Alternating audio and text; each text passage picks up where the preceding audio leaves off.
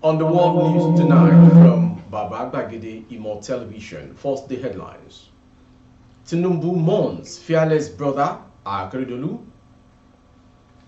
Tinubu's economic policies are good. Things will turn around with time. Alex Oti. Nigeria gets 2.7 billion US dollar World Bank loans under Tinubu amidst rising external debt servicing costs. Government to go after those mopping up Naira, causing Nigerians pain, Senate leader. On sports, despite our travails, Amuso is ranked second in the world in 100-meter hurdle. I am Morire Rabila Lawal. The news in detail.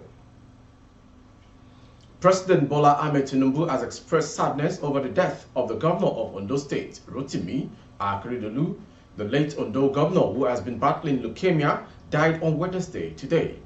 In a statement duly signed by the president, he described Akeredolu as his brother and soulmate, who will move the nation towards equity, fairness, and justice in his strident advocacy against every form of injustice in our country, and through the instrumentality of the law as a senior advocate, Attorney General of his beloved state, as president of the Nigerian Bar Association and governor of Ondo State. It is a difficult task to have to pen a tribute and sing a dirge for a departing soul. It is a more difficult job in our African culture when one is compelled to do so for a younger person. Here I am with difficult job of singing a dirge for Oluwarotimi Odunayo Akeredolu, my beloved brother, confident, political soulmate, and governor of Ondo State. I cannot fairly capture in words Rotimi's towering figure and his human essence. Rotimi was a man who moved our nation towards equity, fairness, and justice in his strident advocacy.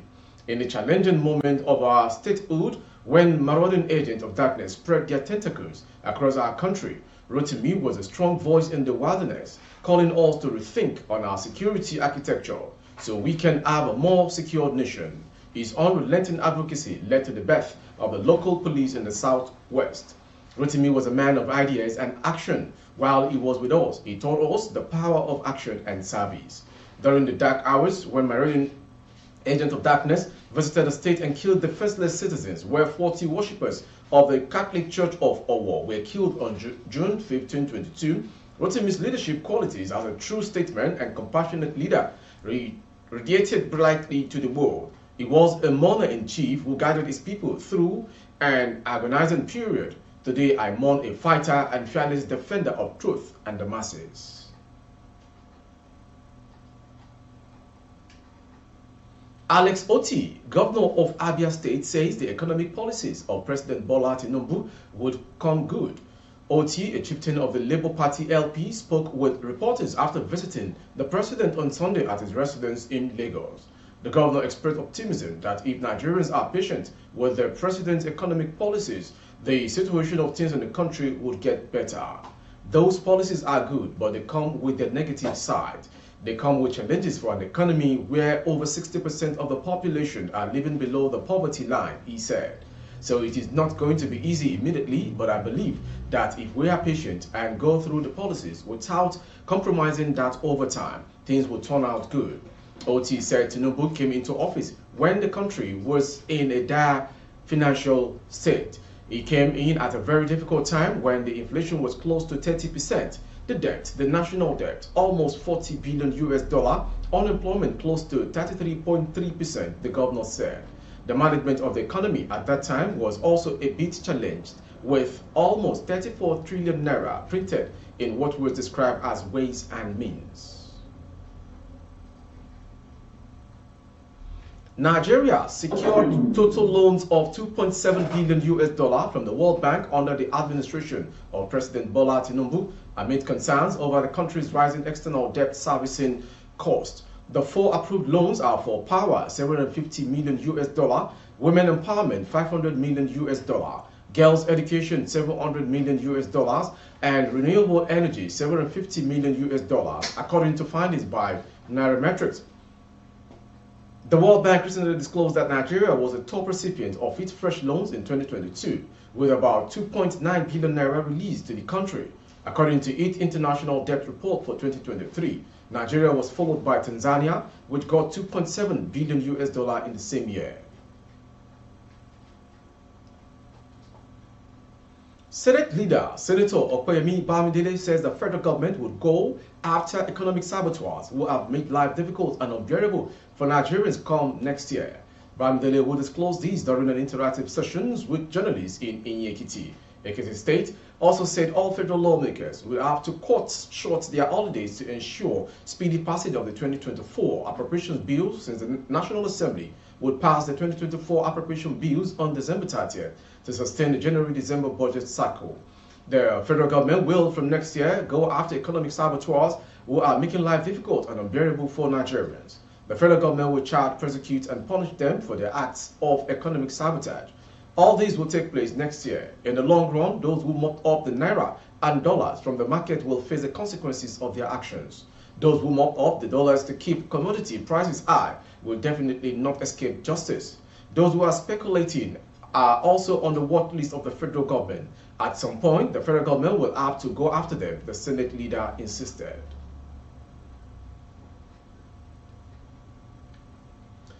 The Special Investigation Panel on the Central Bank of Nigeria, CBN, has summoned the chairman of the Titan Trust Bank, TTB, Babatunde Lemo, over the acquisition of Union Bank of Nigeria.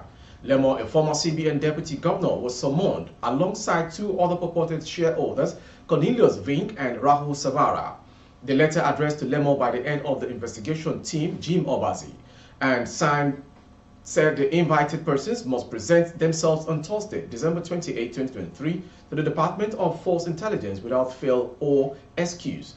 The letter was signed by the head of operations in the office of the Special Investigator, DCP Eloo Okoziakpo, and was dated December 24, 2023. Accordingly, you are hereby invited to come along with Mrs. Cornelius Vink and Mr. Rahul Savara to meet with the team of special investigators by 2 p.m. on 28 December 2023 at the Department of Force Intelligence opposite Nigeria Police Force Headquarters, Shehu Shagari Way, Garki, Abuja. Without fail or excuse, the letter partly read.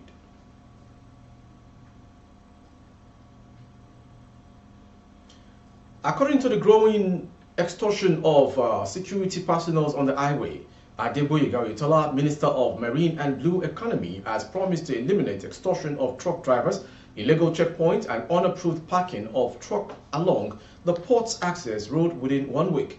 The minister blamed the above-listed illegalities for traffic congestions along the port access road. Speaking at a stakeholders meeting held at the Nigeria Port Authority NPA headquarters in Lagos, with a team review of standard operating procedure (SOP) for the truck traffic management along the Lagos Port corridor, Oyetola assured the stakeholders that the issues will be dealt with within 1 week. Represented by Busayo Stephen Fakinlede, technical aide to the Minister of Marine and Blue Economy, he said a committee had been set up to review all the clauses and to now suggest solutions. We have already set up a committee. According to him, the maritime industry is germane to the development of the economy, and the goal is to ensure that stakeholders do not lose money due to delays.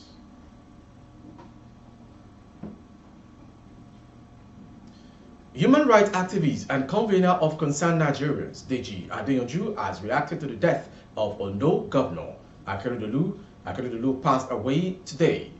In a recent statement, the activist said, "It is with deep sadness and a heavy heart that I extend my sincerest condolences to the family, friends, and the good people of Ondo State over the death of Governor Rotimi Akeredolu San. In his moment of grief, we are reminded of the universal truth that all must ultimately face the inevitability of death. Governor Akeredolu's passing serves as a stark reminder that life is a fleeting and unpredictable. It reinforces the understanding that power is transient and very temporary.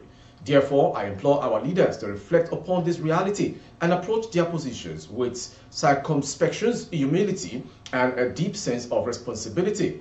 Governor Akeredolu's contribution to the development of Ondo State and Nigeria as a whole will always be remembered. His dedication, passion, and unwavering commitment during his advocacy for Amotekun, a regional security outfit for the Southwest region, will be remembered as a pivotal moment in history.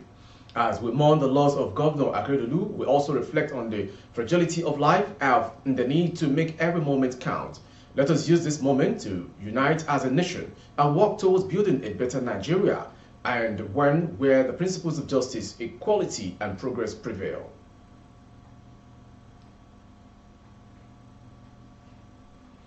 on to the next story. Former Nigerian lawmaker and social activist Senator Sheikh Hussaini has asked President Bola Tinubu to stop the 36 state governors in the country from leaving their states to travel to either Abuja or Lagos State to pay him homage. Senator Sani, who was reacting to Nigeria's Governor Forum courtesy visit to President Tinubu at his residence in Lagos, said that such had both economic and security consequences on the state government. Members of the Nigerian Governors Forum, including Governor Caleb Mutfwang of Plateau State, where terrorists attacked at least 17 communities in the state and killed no fewer than 155 persons on Christmas Eve, and Tuesday paid homage to President Tinubu at his Lagos residence.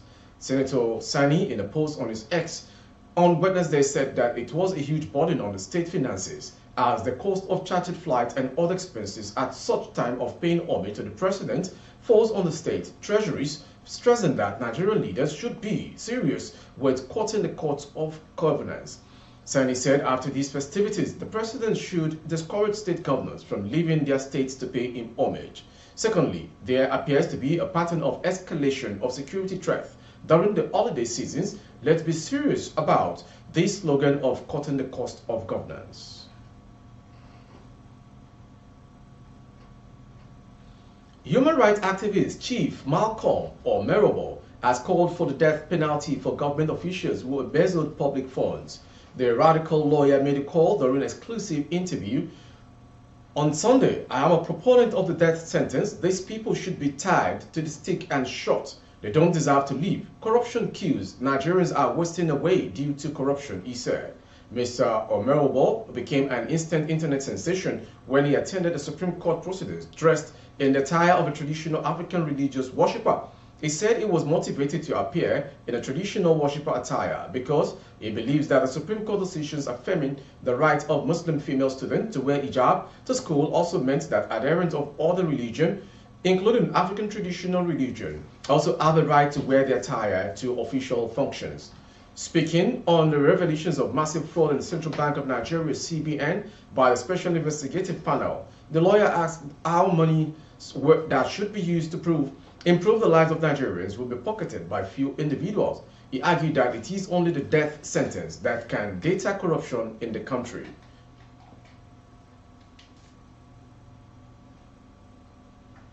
And to foreign story.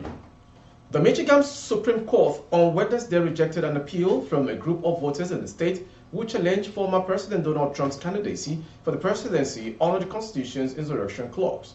The voters sought disqualification of Trump under the provision in the Constitution that bars people who have engaged in insurrection or rebellion from holding office if they have previously sworn an oath to the United States.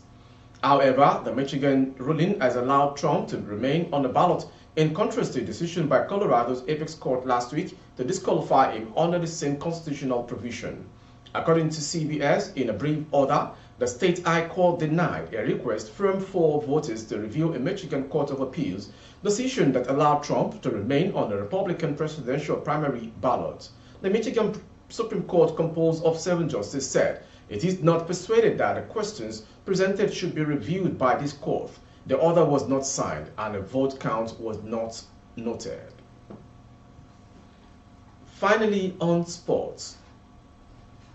Team Nigeria hurdler Toby Amushon is ranked the second best 100-meter hurdler in the world in 2023 by the World Athletics, the governing body of athletics in the world. Amushon amassed 1,434 votes to rank second to Puerto Rico Jasmine Comarco Quinn in world number 1 with 1,450 votes. Considering what she went through the season with Athletics Integrity Unit and World Athletics over Miss Test, Amushon ranking is highly commendable.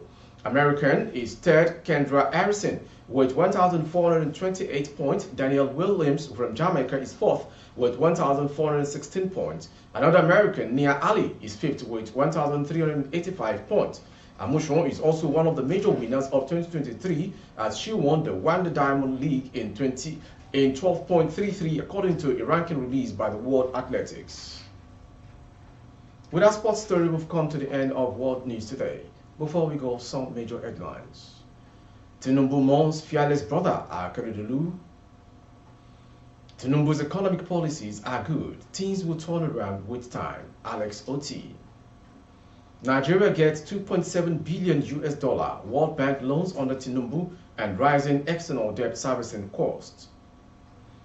Government to go after those mopping up Naira are causing Nigerians pain, Senate leader. Palace amongst dilemma over Union Bank acquisition. And finally on sport, despite her travels, Amushon is ranked second in the world in 100-meter hurdle. For updates of our broadcast on YouTube, our handle is Baba Bagede Imo Television. Kindly subscribe and click on the notification bell. Select option all to access all of our broadcasts. On Facebook, Bagede Imo with Alawi Adebayo. Please like and follow the page. For advert placement of goods and services, coverage of events and function, please dial the phone number streaming on your screen. Thank you for watching. I am Mourns Rabila Lawal. Good evening.